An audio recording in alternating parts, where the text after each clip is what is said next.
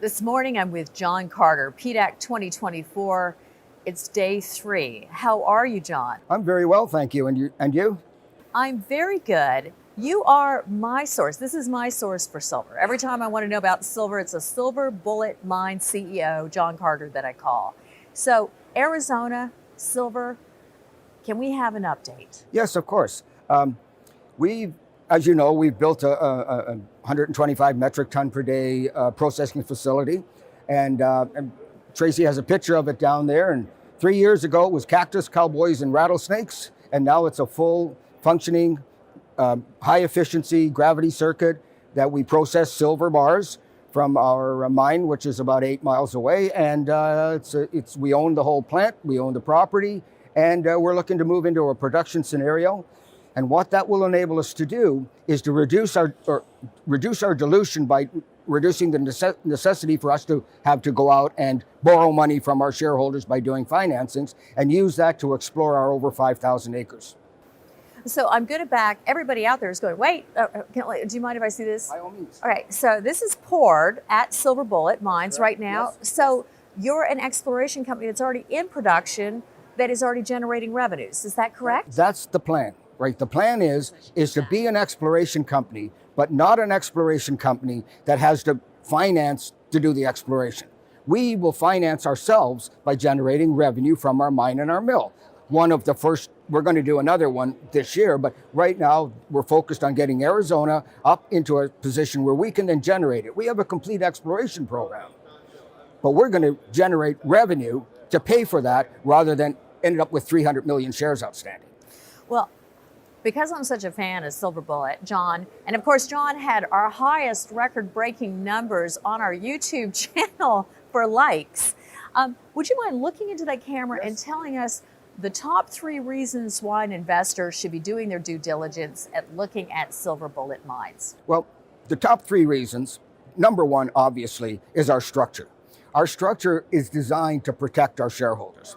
The worst thing about junior mining, in my opinion, just as an opinion who's lost a lot of money in it, like everybody else in this business, is that if you hit it, great. If you don't hit it, next thing you know, your stock is being consolidated and you're moving on to the next event. I don't want that to be us.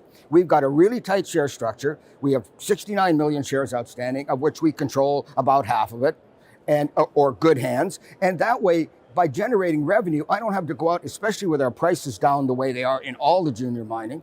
We can just generate revenue, put our profit into our exploration programs. And that way we can give them a lot of upside, when the market changes or things improve, or we just keep doing what we're doing. But the idea for me was always, in my business, I exported to over 40 countries. I built over 200 mills. I've been every really nice place in the world to put a plant. And what I thought, this is an opportunity for us to take that experience and put that to work by generating a small mine and using the home stake approach, where you don't have to have a 43-101. And also, I think it was Rob McEwen said, find a mine, the best place to find it is in the shadow of the head frame. So I focus on past producing mines, things that were mined maybe even at the turn of the 20th century, and then we put them into production, follow the vein, and do our job, and use the money that we generate from that revenue stream to find out, like in Arizona, we have the potential not only for where we are working out of the Buckeye, which is 15.59 acres of 5,000. We have the potential to build a resource on the McMorris and the Silver Sevens and the McClellan. And the other thing, think about it. In Arizona or anywhere in North America, you go and dig a hole in your backyard. They call it a mine. Well, our mine has a 700-foot shaft, a 250-foot shaft. We have 74 adits. We have 2 old past producers on it, including one so old that it was an arista. Now, I don't know if you know what an arista is, but it's a rock on the ground with a donkey that walks around, and you put the ore on it, and that's how it gets crushed. Well, we have one of those on our property, and we have an old stamp mill, which was the next technology after the arista. So it's there. We know it's there. And it was being out and processed and direct shipped to the smelter in San Francisco. So we know we got it. So let's go in there. Let's generate revenue from that, build a resource to give everybody the happy feeling. And then we also have the potential for a porphyry copper. We've done over 800 soil samples on that. And we've come out with over 70% of them were anomalous for copper and silver, as high as 10 ounces of 10 ounces of silver and over 1% copper. So there's something going on there. And you say, well, what makes you think that it's there? Well, I look 8 miles away and I'm looking into the pit that was the old Freeport-McMoran's Miami operation. So, we've got an awful lot of positives going for us. And the grades, again, I can't control the price of silver and I can't control the grade other than it's good grade and it'll continue to improve as we move forward. We've been following silver for a long time. In fact, Jack Lifton on our team tells me that silver is the #1 technology metal. So, the price of silver right now, should it stay there or do you think it should rise? Can you comment on the price of silver? I get this from my shareholders all the time, call me up and everybody tells me, silver's going to $200, silver's going to $100, silver's going to $50. And I used to have an opinion at that time. Now I just say, okay, because I can't argue with that.